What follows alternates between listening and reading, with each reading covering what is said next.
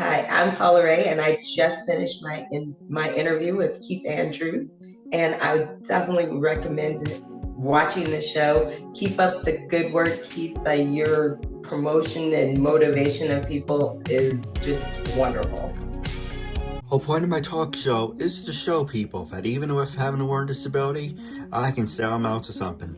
And at the same time, I'm able to turn myself into an example for people out there dealing with any types of learning disabilities and disabilities. Never give up and prove people wrong. Prove to them that labels do not dictate who you are, who you're going to be. So prove to them, sell them out to something. Ladies and gentlemen, I'm your host, Keith Andrew, and you're watching the KeithAndrewNetWork. Available on your TV, on your phone, on your tablet, on your computer, available anywhere. If you have YouTube, it's amazing. If you have YouTube, you can watch the Keith Andrew on TV, on your computer, on your laptop, on your phone, anywhere that's mobilized. Also, reason it's a special episode, it's number 10. It's brought to you by WrestleMania 10. Now, the first question I want to ask you is tell our audience a little bit about yourself and what were you doing in 1994? Oh my God. 1994. Wow. Where was I? I believe I was living in New Mexico at the time. Just out of the military, hanging at the base, working. I think I was working at the airport, just got my degree in medical assisting, but I wasn't working in that field. Yeah, that was a long time ago. Well, first off, thank you for your service. Thank you. You're welcome.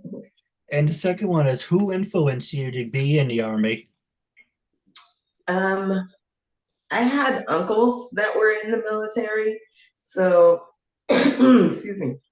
I would say watching them growing up, having like family members and friends, family members that were military, that would probably be it. No, absolutely. My grandfather served in the Army. He was deployed during World War II. Yeah, so you know what I'm talking about. And then you're located on the East Coast, and I grew up in the Midwest. So, that was really something that, when you thought about getting out and traveling, that was pretty much what you thought your ticket out was. It's funny. If I never had a disability, I always thought about going into the Air Force.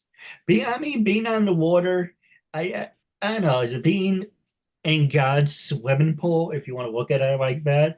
I don't like, okay, I like whales, but I don't want to be surrounded by Right. whales. And Well, oh, go ahead. no, I get it. I so totally get it. And besides, you get sick of the ocean. Anytime your family wants to go to the beach, it's like, oh, why? I spent a whole year in the middle of the freaking ocean. I don't want to go back. Yeah. Although I have a lot of friends that went into the Navy, and they love the different exotic ports that you do get to see when you are in the Navy that you don't see in any other branches. But yeah, hindsight 2020, I would think, yeah, if I had it to do over again, I probably would have went Air Force. Don't get me wrong, love the Army, but yeah, Air Force is I've I got people that I know in the Air Force, and they said that's like, you get up and get ready for work. It's like having a normal job. I hear you. So, what were some of your favorite memories about being in the Army? I don't have any favorite. Hey, I well, don't. Honestly, getting out was probably my most favorite. I mean, I support the military wholeheartedly, don't get me wrong, but it's definitely not for everybody. And if I had it to do all over again, I would have went to college, which was my original plan. I wouldn't have went into the military. last question I want to ask you about the Army, and then we go to another subject. Is we mentioned 1994 in the beginning. Were you a part or deployed during Desert Storm? And let me ask you this in a way that doesn't sound like an asshole way. Um, Mhm. well, let me ask you the first part. In 1994, were you part in deployed during Desert Storm? No, no. When did you when were you deployed? I was more stateside, so I didn't have to be deployed. So thank goodness for that one. But yeah, I would let me just say, when I look at just certain things, there's certain times that I feel like we've been at war that I didn't necessarily agree with how our Right. military has been used. No, And I we'll agree leave with it you.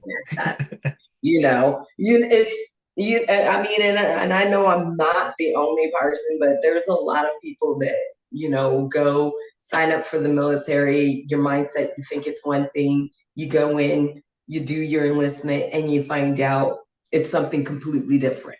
Um, I can't speak for everybody, but like I said, I definitely feel like hindsight, yeah, the military was not for me because there are a lot of things that go against what I believe, and I wholeheartedly support the military. I just don't always support how they're used. Now, the next question I want to ask you is breaking the glass ceiling. Have you ever been stereotyped, and how did you break that stereotype? Um, I feel like I'm stereotyped all the time. So I break the stereotype on the daily by just trying to be the best that I could possibly be at everything I do. Like if I don't know it, I'm going to research it and find out about it because I do need to know about it. I feel like to not educate yourself on what you're doing or even certain interests or certain things, you're just kind of leaving your cutting yourself short. No, I agree. And the question I wanted to ask you, I might as well ask you, is Mm-hmm. when September 11th happened, did you have that passion and drive to go back into the army, or were you happy you were out? Um, no, I did not have the passion and drive to go back into the army. Um, my heart went out to everybody for 9/11. At the time, I was working in corrections, which I feel is definitely a unsung job. It's a job that it takes a lot, and those people, the men and women that work in that job, don't get the recognition that they deserve. So honestly, when 9/11 happened, I was en route to work coming from out of town visiting a friend on the Holloman Air Force Base. So I was on I-25 driving, and I'd been listening to CDs the entire time. And as soon as I hit city limits, I was wondering why the radio station wasn't playing music. It was just mostly dead air silence and them talking about the World Trade Center. Because I had been driving, I didn't hear about it until I hit town. So most everybody else had already heard about it, and I had everybody blowing my phone up to see where I was and why I wasn't answering my phone. Actually, my next subject I want to ask you, what music, actually, the subject I want to talk to you about is Song of the Day. Do you remember what song you were listening to on that day? Oh my God. No, I had CDs, so I was listening to all of the music that, I liked back then. It's hard to remember exactly, like I said. I mean, I just remember, I listened to Kiss FM back then. So when I hit the city limits of Albuquerque, it was just dead air. Like I said, there was no music, there was nothing playing. It was basically dead air. And I just remember thinking, what the F is going on?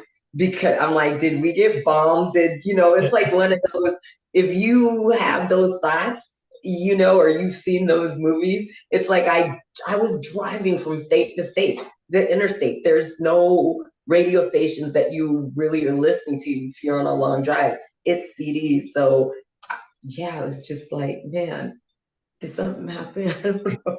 Well, let me ask you this one, then we can go back because there's a subject I do want to get your opinion on.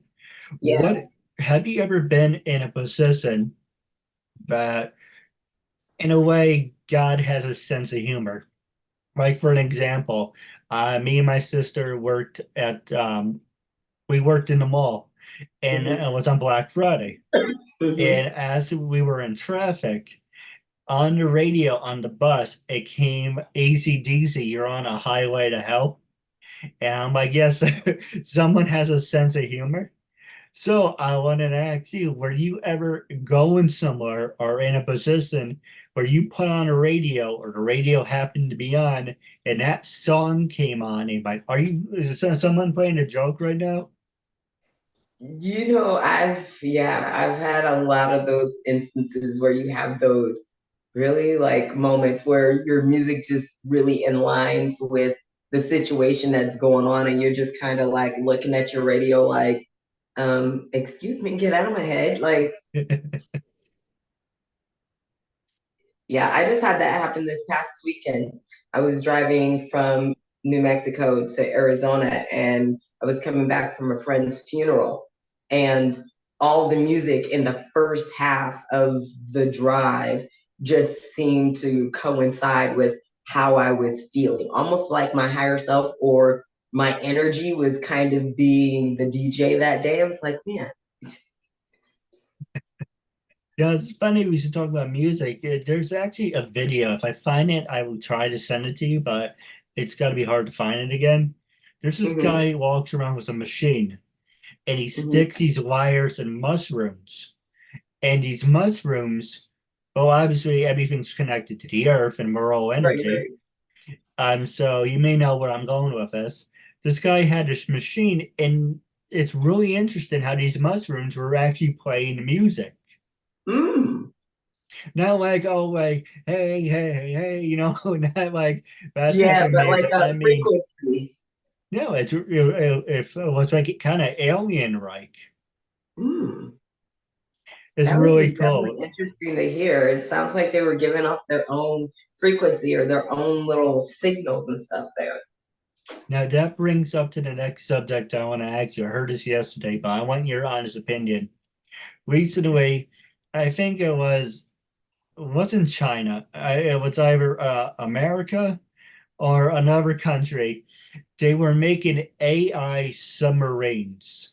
Now, we all saw the movie War Games, and we Yeah, all see Terminator and Day After Tomorrow was a disaster movie, but we saw yeah, yeah, yeah. AI and all that other Terminator crap. Making AI submarines, but I think that's a big ass red flag. How do you feel? I I honestly feel that AI is scary. um, because again, it's artificial intelligence. It's not like we are programming it and telling it what to do over time. This is adopting its own thought process, its own ideas. So I feel like there's a speck of truth in a lot of things we see. And the Pentagon has money that they use for movies for a reason. So I feel like there's an air of truth in all these movies that we see. You can't get such technical accuracy, so to speak, without having some knowledge of certain things. So yeah, I feel like it's very scary And what I mean, because oh, go ahead. especially uh-huh. Oh, I didn't mean to interrupt. I apologize. No, I was gonna say it's very scary, especially considering you can mimic a person's look and their voices. So no longer do you need to have that person in the physical form. If you get them to sign their likeness for their voice, whatever the case is, anybody can make an AI of that person. They should really ban that shit, and it's uncensored and freedom of speech. So we can say TB14.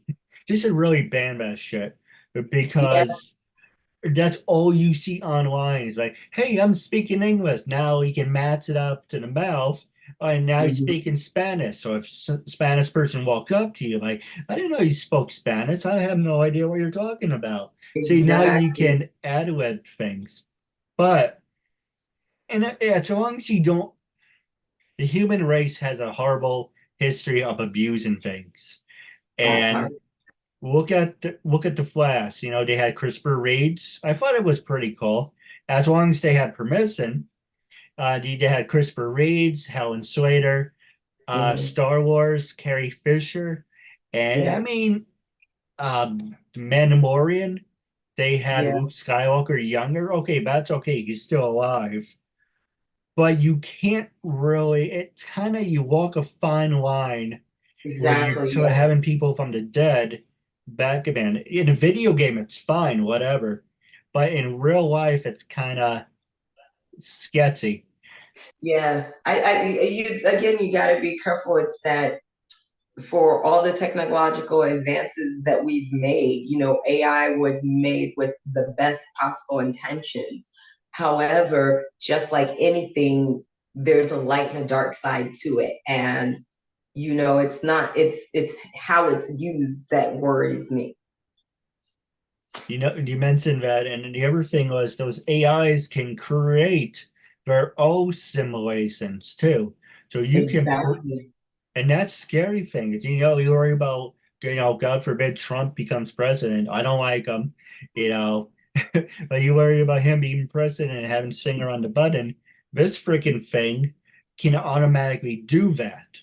Exactly. There isn't any feeling or, it's all quote unquote logical thought. So if that's the case and it's logical thought, human emotion is what keeps a lot of us from pressing a button. However, you're dealing with something that doesn't have a conscience. It's true.